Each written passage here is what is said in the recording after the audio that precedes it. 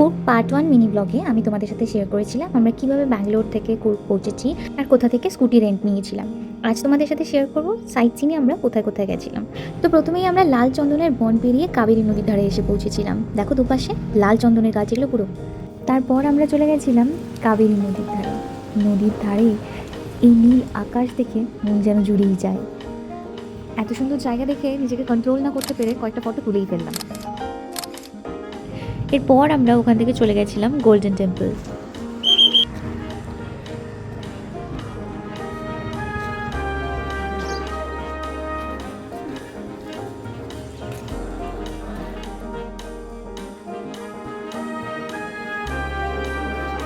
Golden temple দেখার পরে আমাদের নেক্সট স্টপ ছিল চিকি হল ওয়াটার রিজার্ভার।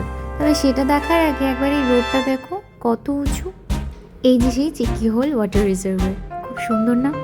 ভীষণ সুন্দর।